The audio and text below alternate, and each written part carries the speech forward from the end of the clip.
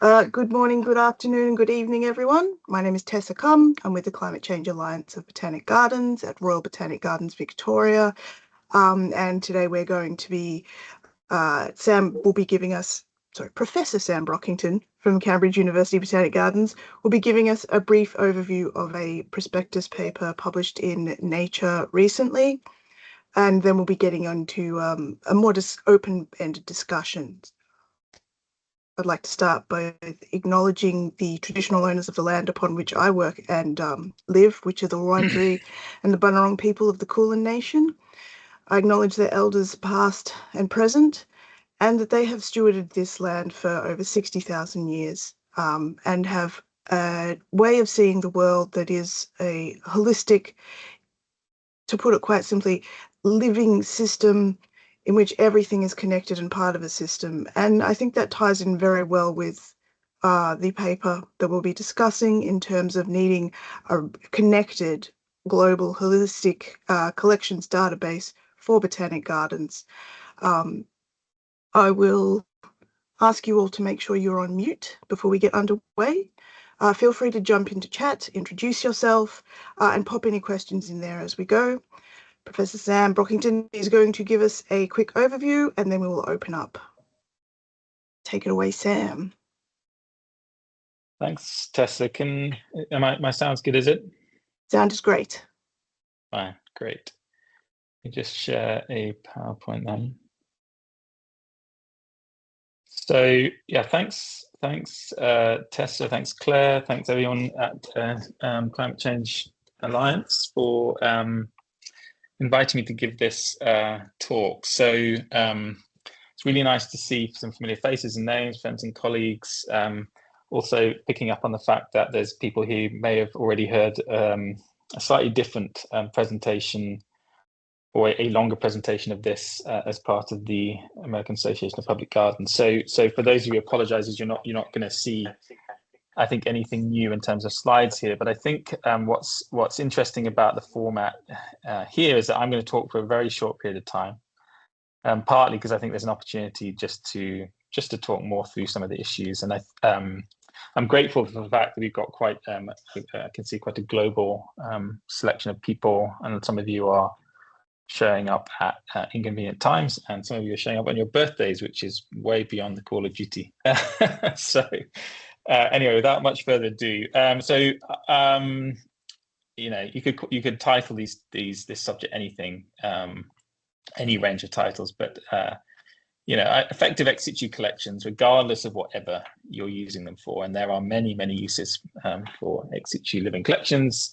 You need effective data management, and so without spending any time on them, our journey over the past 10 years has been about mobilizing those collections in a variety of ways, and that's the variety of levels and sort of lenses. And so the journey for us started with this paper where we looked at about 1,000 gardens and tried to benchmark against the global strategy for plant conservation. I think a more interesting paper has been this one from last year, where we looked at a century of data and have released a number of tools associated with that paper that allow us as a community to look at change in our collections at various levels. And it's really by interacting with data that was accessible, i.e. through BGCI's repositories, for which I'm very grateful, to analyses like this one, where actually BGCI didn't have the data we needed, and so we went separately to organizations, and it took, you know, years really to accumulate the data we needed, which is really emphasized in my mind how important this data is in terms of understanding our performance, what we can and can't do, but also what a difficult environment our data ecosystem is in which to gather these data. So it was on the back of this experience that we put together this position paper. Now, you know, I don't think there's a lot of new things in this paper. and it wasn't designed to say anything new, but it was designed to invigorate a conversation that I think a lot of people have been having in various different formats and various different groups and regions of the world for many years now. And this is about how we manage our data collectively.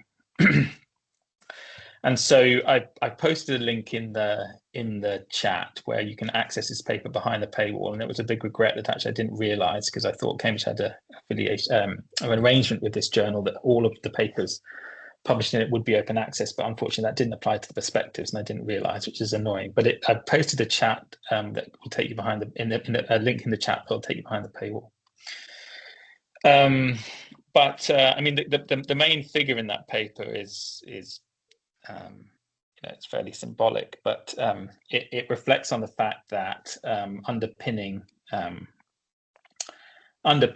any global data ecosystem are essentially the fair and care principles of data, which we translated into 6 sort of values around being open, accessible, accurate, compliant, standard, and secure. And regardless of how you articulate those, and I think there's many different ways of articulating values around data, ultimately those values have to be foundational to everything else. I think it will be very difficult to have a useful global data ecosystem, for example, unless we are considerably more open about our data than we have historically been. And then the paper envisages the ecosystem as sort of 4 layers, at the center of which you have your global network of gardens, and then from that global network of gardens, you're collecting data. That data is being collected in often bespoke collection software. From that institutional level collection software, you're feeding it up to global data repositories. And once you have your data in those global data repositories, you then are able to generate the sort of data insights that I think our papers and other papers from the community have shown can be delivered once you have that aggregated data. And you essentially deliver data that is enriched, data that's analyzed, data that's curated, and data that is coordinated and allows, I think, a completely different level of activity as a community. So, that, again, I don't think there's anything new there, but it's just a way of trying to visualize it, articulate it. And I thought what I would do, just to try and keep this brief, is just to go through those layers. But before I do that, fundamentally for me, the people are doing really interesting work in ex situ collections. A lot of it is very good quality. I think we're moving through stages where initially it's been about advocacy. Then we've been thinking about we've got examples of ex situ collection work that is sort of the art of the problem. Increasingly, I think we're moving from the art of the problem to the science of the problem, but there's still a lot to work out at that scale, at that level. And then I think we have to then think about scale. The challenge of ex situ conservation has been framed by many as a cultural challenge, so a question of institutional and collective self-belief. And belief, of course, is extremely fundamental. We are led by passionate people who have that self-belief. But as part of that same rhetoric, we are also told, and this is well quoted, and I won't give the whole quote, but we are also told that there's no technical reason why any species should go extinct, given the array of all the techniques. But the trouble with that articulation is that we render the problem dimensionless, and it's not dimensionless. There are a lot of dimensions that have to function if we're going to take ex situ conservation to the scale that we would probably need to. And if it's not a technical challenge, then what sort of challenge is it? Well, fundamentally, I think the extinction crisis is a socioeconomic challenge. And for the Global Botanic Garden Network, the challenge, I think, is logistical. It's infrastructural in a way we haven't really acknowledged. There's a serious governance piece that I think is missing. I'm not going to try and talk about that today. And then there's the data challenge, which is what this paper focused on. So, sorry, I'm struggling. Oh yes, here we go. So, in some senses, some of the figures that we've shown kind of demonstrate the problem quite easily, and this is the data which we managed to get for the 2017 paper, which was the data uploaded into Plant Search at the time. And you can see massive areas of the world that just aren't in these digital databases for a variety of reasons, and even in parts of the world where that there's significant resource, I think there's still massive data gaps. And fundamentally, there are probably at least these 6 challenges. One, we have very fragmented databases, so we're all using different things and have different tribes, if you like, of software we use. Connected to that, but not solely due to that, we have a very limited adoption of data standards relative to other comparable sort of collection-based systems. I think we have a lot of needless variation in our processes that contributes to that data standards problem. That's not always visible because we have a lack of transparent and open data. We struggle, I think, to integrate our institutional data with global data. And as a community, we've tended to think about data in terms of storage. How can we store our data safely at an institutional level? How can we store it securely? How can we store it in non-visible ways? But whereas what we really need to do is work out how to mobilize it to really understand what we're doing and how to do what we do better. And so I think there's been a lack of tool development, but again, I think people are doing very interesting things in this space now, and we've been trying to do some work in this space with our BG Smarter program that many of you will have used and seen.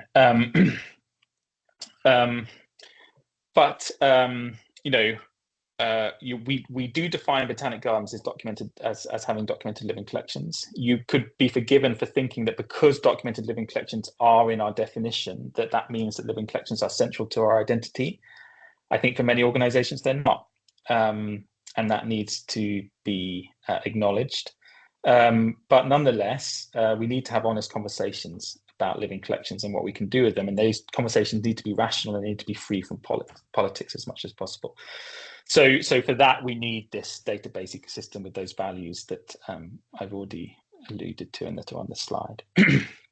So when one strips down that diagram into its different layers, you've got your collections data. This is your raw primary information that's being generated and held by individual institutions. It's often heterogeneous. It's often structured in locally distinct ways. And it honestly varies widely in quality and completeness. And we have a lot of experience in exploring this, and the variety is quite remarkable. And so, this is the data supply issue that's ultimately going to limit the quality of our insights. So we do need to think hard and clearly and together about what are the minimum data standards we need for living collections. We need some standardized ontologies. We need standardized processes, and I think we need some minimum reporting requirements for gardens to adhere to. Then that brings us on to collection software. These are the systems that we use to store, manage, and curate that data locally. So there are many examples out there. I've just listed a few. So BG Basis, obviously the classic. IRIS-BG, another has a big user base. Then we've got local institutional databases. So Missouri's Living Collections Management System. Q's just moved into EarthCape.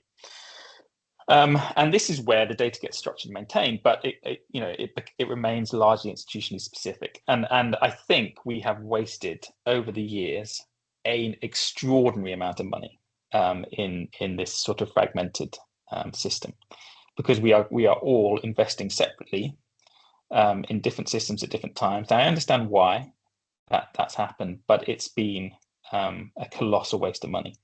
And it's been fragmented as a result, and probably and this is a guesstimate, about 75% of the network probably lacks database sophistication. And that's not just in the Southern Hemisphere, but it is most of the Southern Hemisphere, based off of how visible that data is, at least. But it also is a massive problem across Europe and North America. Then we've got our global data repositories to which we should be sharing data. there are many platforms which do this. BGCI's plant search, I think, is the best with respect to living collection data, but of course there's GBIF. Examples from the seed world, agricultural seed banks, there's Genesis, and there's other federated databases as well. And for this layer to really function, it requires that standardization. It needs some standardization around the export, probably version of Darwin Core. It requires interoperability. APIs might be really useful. It requires clear data pipelines. And we do this. I don't think we invest enough in these data repositories, both in maintaining the sort of repositories we need and contributing to them as a community, but also in terms of feeding them data. So the uploads are infrequent, standardization is an issue. Some repositories are not open access, so I'm enormously grateful for the access I've had to BGCI's plant search, but I do think it would benefit from being a completely open access data system. And then finally, that brings me to global data insights. And this is the layer that obviously attracts the most attention, even though it's fundamentally dependent on all of those layers that feed into it. And it's the highest value layer because this is where the aggregated data is being analyzed to generate knowledge. And once we have that kind of aggregation and analysis, we can start to do better biodiversity assessments, we can prioritize better for conservation, gap analyses become stronger and more informative, climate change modeling becomes easier, we can influence biodiversity policy in more sophisticated ways. But all of it relies on this clean integrated data from the layers below. And so ironically, this is the layer that I think is the least problematic.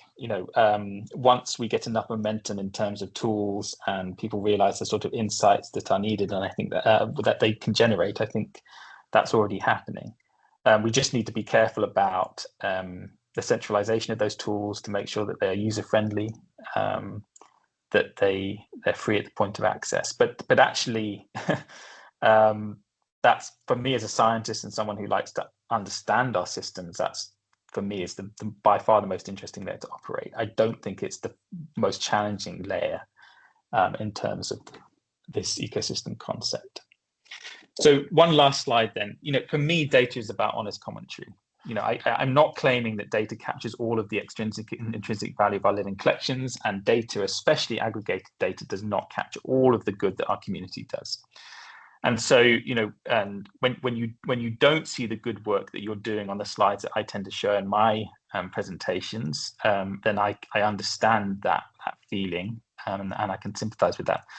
But I would insist that good collections management and effective ex situ conservation does leave a really strong and measurable data signal, and I think we need to gather that signal.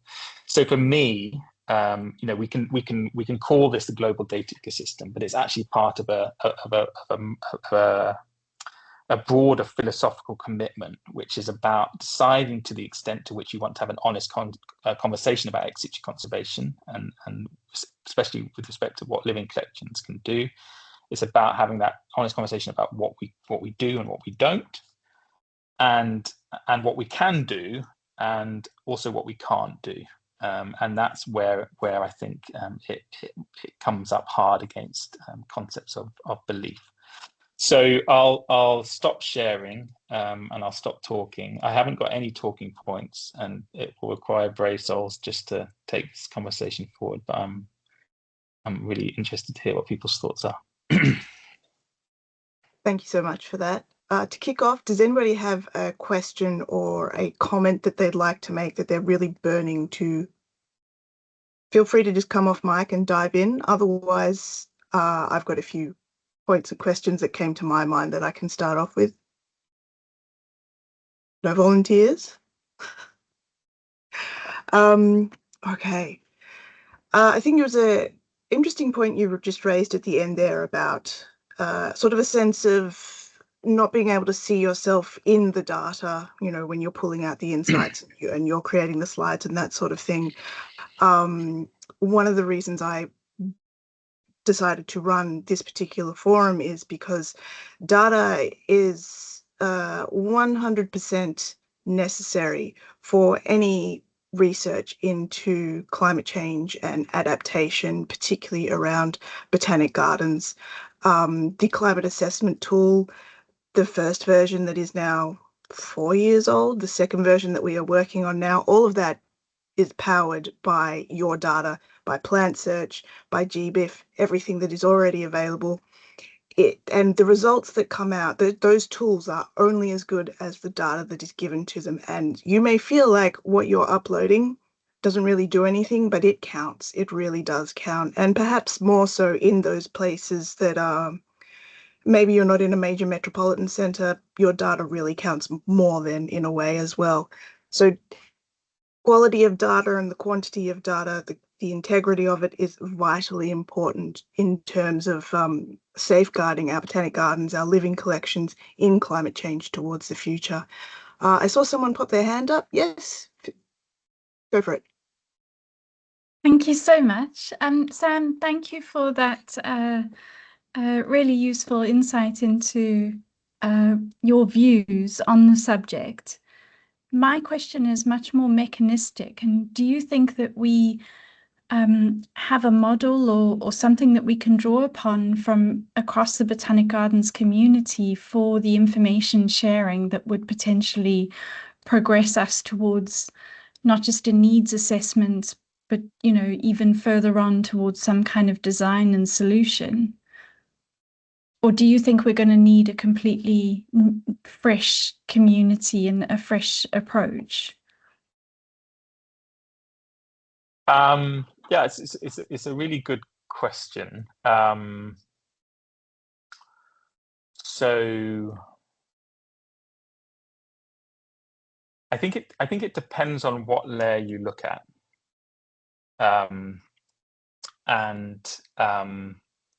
So, for example, when one looks at collection software, there is no way that we can override an institutional commitment and a community's commitment to a particular set of software. And by no means, you know, am I advocating for that, or am I advocating for that in the paper? And so, you know, to some extent, there are elements of the jigsaw puzzle that are already firmly in place. And so the solution is always going to be a smorgasbord of existing software, existing commitments, and so forth. And so it's part of it is about joining those up. So the word I'm puzzling over in your question, Olwen, is the word model, because, you know, when one looks outside our sector, we can find really good models of, you know, Genesis is an example, and, you know, it's been an interesting development of this paper that the crop science community have reached out to BGCI and Botanic Gardens and said, hey, look, we've been on this journey, and so, you know, if you want some support and some company on this, we can be there for that. So you know, there are models from outside of the Botanic Garden living collections world that have done this. I just don't think it's going to be something that we can reinvent. And so we are going to have to be cobbling together different systems. But for me, BGCI search is very, very functional. I think it's just suffered from a lack of investment from our community to demand, the quality of the data that we need. So I don't know whether I've really answered your question, but that's certainly some thoughts on it. Thank you. I mean, can I ask, Owen, what did you mean by model? I mean, I could ask you to reflect on the question that you asked. Apologies if I wasn't clear. So what I was thinking about was, do we have an existing community or consortium or mechanism, BGCI being an example, that who've obviously stepped forward to say that they're very interested in supporting this kind of thing. So on the one hand, I was just wondering if you had an opinion on that, what that consortium would look like or how it would function. Yeah.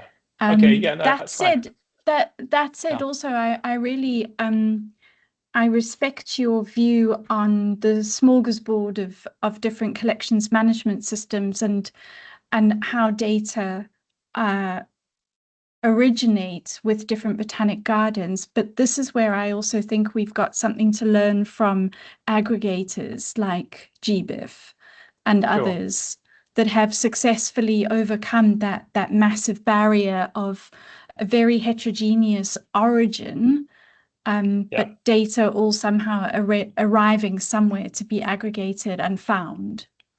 Sure. I mean, GBIF's an excellent example. And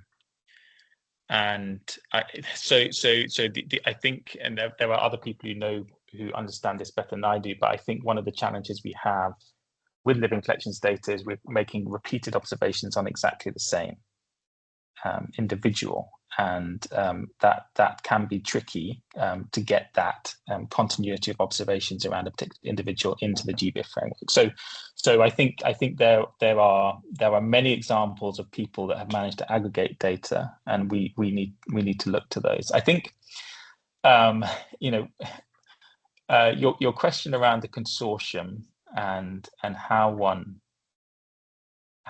structures this is really interesting. And I said I wouldn't get into the governance piece, but the moment that paper got accepted, I realized we had a governance problem. And I think there are people in this room who know that we have a governance problem. It is not, BGCI have successfully operated in this space for a long time and have done more, I think, to take forward this data conversation than as a community than anyone else. But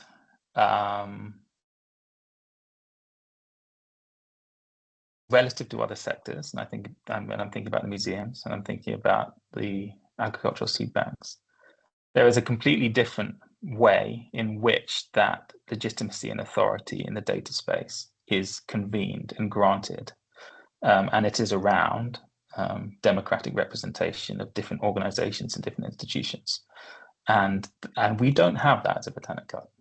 Actually, when you think carefully about the governance structures that BGCI represent, for all of its many strengths, I don't think we have that, and I think that intersects in a difficult way with the data conversation, because data is actually power. We're trying to empower ourselves, but if we're not careful about how we manage that power, we are going to disempower other people.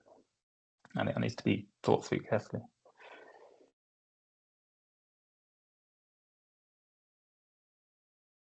Yeah, that was great. Thank you for that. Kevin, I saw your hand pop up. Did you want to dive in or? No? I've got another Well, one. sure. Okay. I have pants on. It's really early in the morning. Okay. I mean, just to say we've all got pants on. Everything that Sam says, I completely agree with, and I just threw that last little bit in there. I'm really, really low on our structure, but I have this outsized interest in data, and I'm telling you, what I see now is now the MBAs are all interested in data, and that's where the power is going to lie. It's all going to go upwards.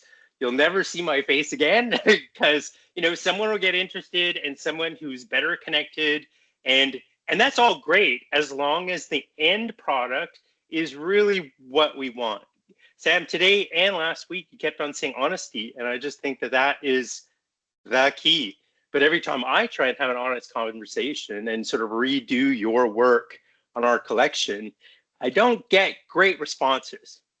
So I just, there is this level of us out there trying to work on this who have no power whatsoever, who are trying to figure it out. So I think we're about a year away from everyone running their own private AI models at home. I certainly have my own setups at home, I can build a suite of very interesting tools like very quickly. I think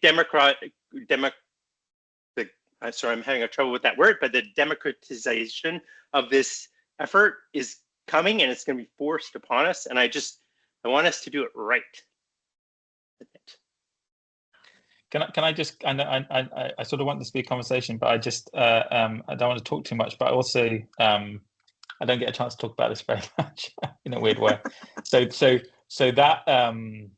that comment about power within institutions is really interesting. So one of the reasons why we created the BG Smart Art package of tools is because I was tired of hearing people communicate about collections in very stereotypical ways, i.e. how many species I have or what's my diversity. And we need to stop talking about diversity because we don't, one of our challenges is not holding that diversity, but it's about what that diversity affords us in terms of getting things done. And so we created this set of tools in order to communicate about collections better, but also show how fundamental data was in that communication. And so it was about influencing that internal stakeholder. And with a few exceptions, what I'm finding is in these conversations, it is rarely ever the directors of institutions. And I understand that at some point, because very busy people, very big institutions, many stakeholders, limited bandwidth, all of those things. But it's with respect to Jennifer's question, and it's not the biggest hurdle that must be overcome, or how do they do it successfully, but there is an important piece to be done here about engaging the directorate of our institutions in this problem around data systems, and around how it impacts on their collections and how their collections can be used, and the institutional justifications that come from that. So that's a really common feeling to have, I think, at this sort of what I guess most people here are sort of at the collection manager, senior collections manager level. Yeah. Albertus had his hand up and then he's gone. Yeah, I was about to say, Albertus, he's vanished. We'll get to him. There was, nope, I missed that. I don't think the disconnect between the top and the bottom is limited to botanic gardens either. That's definitely a commonality across practical all industries everywhere as well. Just while we're waiting for Albertus to pop back up again, if anyone wants to dive in, but we were very lucky in that the latest issue of BG Journal from BGCI came out this week, and is of course dedicated to the topic of living collections, management, databases, software, and all that sort of thing. And there were some really great examples in there, but it was very interesting reading through it and sort of seeing, as you were saying, Sam, people making their, reinventing their own tools that works very much for them, but they are all, of course, repeating the same process in their own little silos, sort of thing. Can I take a stab at Jennifer's question? Yeah, go for it. I think so. BGCI. So the question is, I understand that BGCI has stated they will lead in the effort to establish a global data system, and they did. They've issued a strong statement, and issuing a statement I think felt more important at the time. And then of course delivering on that statement is a really important. I think that's what the question gets at. So how do you think they can do that successful? What is the biggest hurdle that they must overcome? Well, I mean, I think there's multiple hurdles, but the first one that's apparent to me is, and I use this word advisedly, and I don't actually mean it in a really pejorative sense, but it's something around institutional self-interest. I mean, all institutions have to, we carry self-interest, and we have to. But that's difficult when you're trying to make decisions for the community, and an institution's interests, or a nation's interests, or a region's interests may not be easily aligned with others. And how do you manage that tension? I think is already really difficult. And so, the way they have sort of offered to manage that, I think, is by ostensibly delegating this to the International Advisory Council, which is ostensibly globally representative, if not democratically elected, and said, okay, we are delegating this to a globally representative board to try and get above that interest. But I'm worried about that. And so, you know, BGCI is a very effective. When you think about what BGCI has done to sort of move the window on ex situ conservation as a talking point, as much as anything else, they're very effective for their size, but they are dwarfed by most of their members, and that's a very difficult, you know, not an uncommon position for an organisation that's had sort of been delegated the responsibility to convene and govern on behalf of the community. But that is a really big challenge. Is how do they go up against that institutional strength and power to ensure that we have data systems that are fair. And I do think that's you know, there are many hurdles, but that's a big one. Sorry, I'm talking too much. No, not at all. We do have Albertus back, but I believe he's on the phone, so we won't tap him on the shoulder just yet. Does anyone have any comments specifically that they would just like to raise, or any observations? Because we have made Sam talk an awful lot.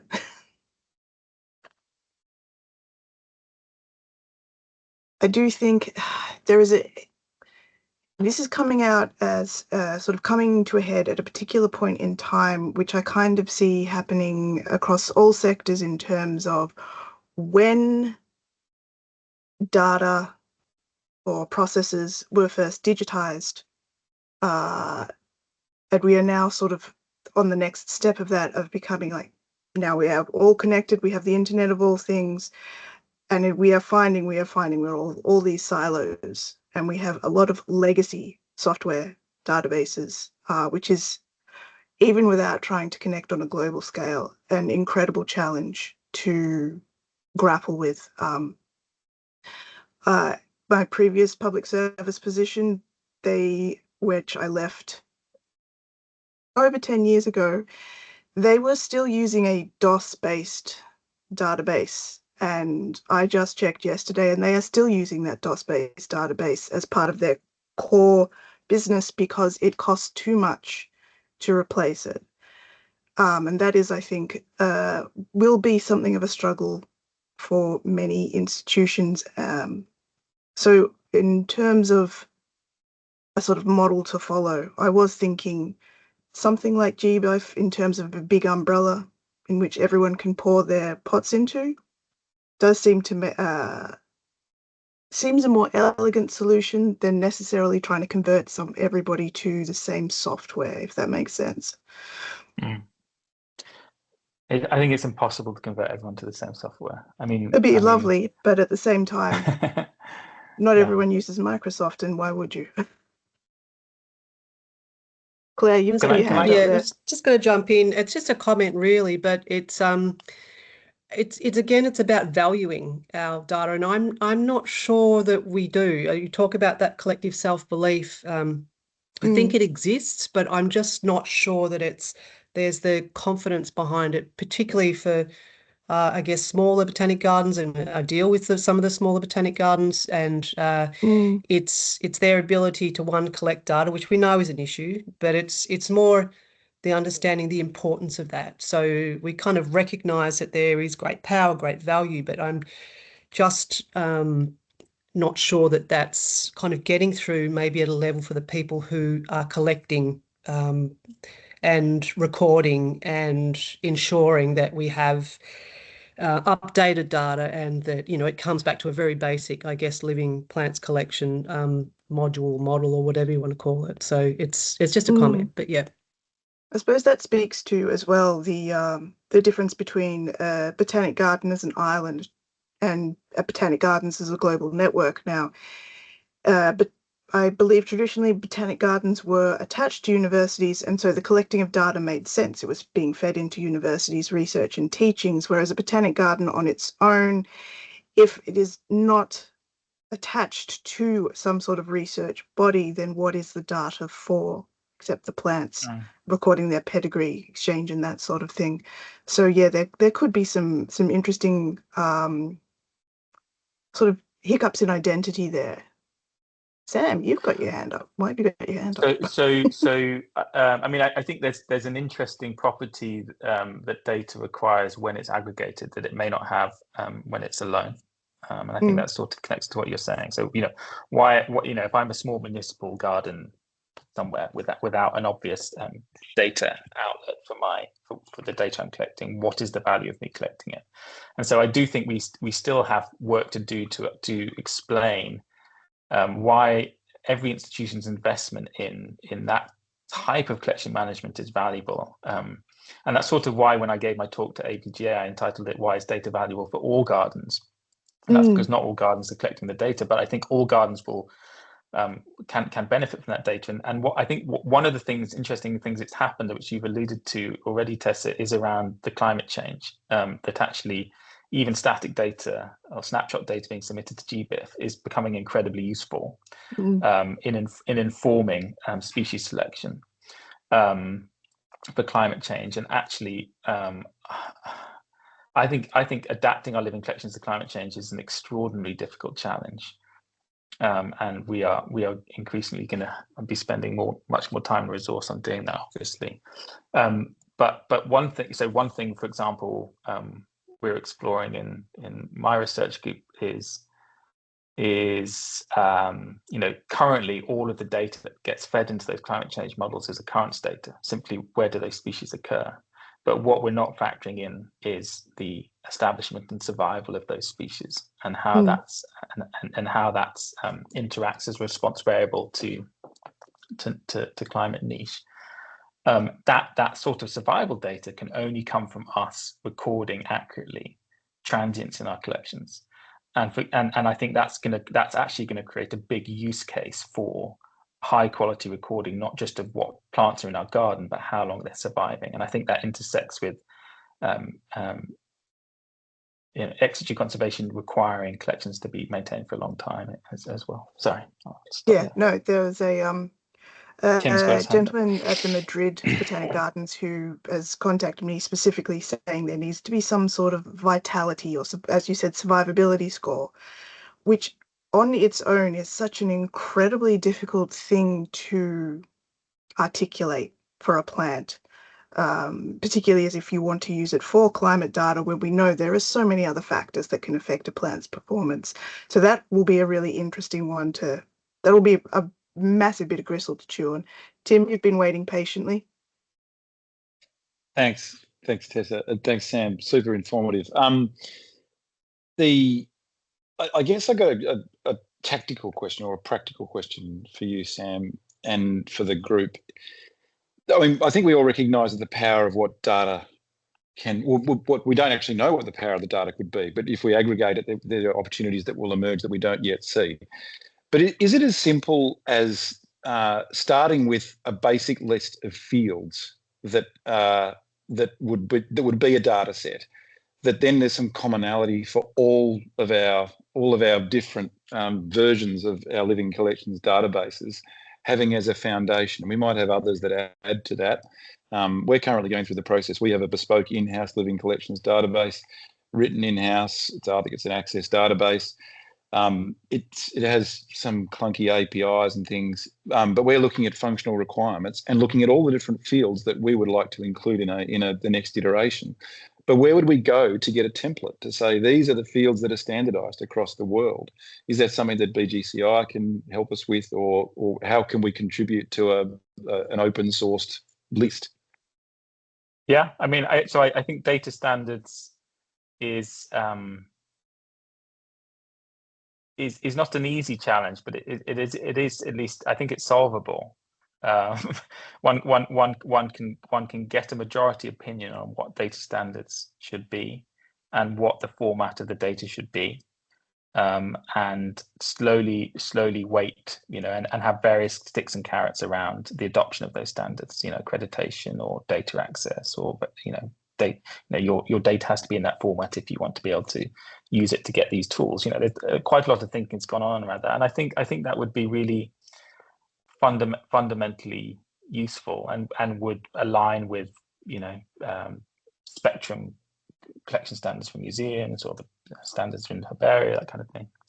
So I do think that's a really important piece that BGCI could lead on. So Patricia Malcolm in BGCI has done some really interesting work with a group of people that this is probably a British joke, we call them the CHAVs, Conservation Horticulture Advisory Volunteers. And so what she's been doing is basically speaking to a bunch of these chavs and working out how they what their data solutions are in their garden. And it is just incredible how different gardens, in micro ways often, how different their processes and data solutions are for exactly the same process problem. So it's ostensibly easy, but I think it's still going to be quite hard to get gardens to adjust in what might feel like quite minor ways to match a community agreement, but it's doable. We are coming up a little bit over time, so thank you for stretching out your days a little bit. Albertus, you did have your hand up for quite some time. Was there something you would like to add in just before we conclude the meeting? No? All good? Awesome. If anybody has any last burning comments that they simply must say, now is your time. No? All right. Well, thank you so much, everyone, for taking time out of your day to join us on this and to contribute to the conversation. I think this is a conversation that has a lot more chewing to go on. I'm really interested to see how things develop. Thank you so much, Sam, for giving us the presentation and for the work with you and your colleagues at Cambridge University. We really appreciate what you've all done. This has been recorded. It will be uploaded hopefully next week, so you can share it among your colleagues and anybody else you would like to be like, hey, maybe think about this. And in the meantime, you are free to go about your days. Thank you all. See you later.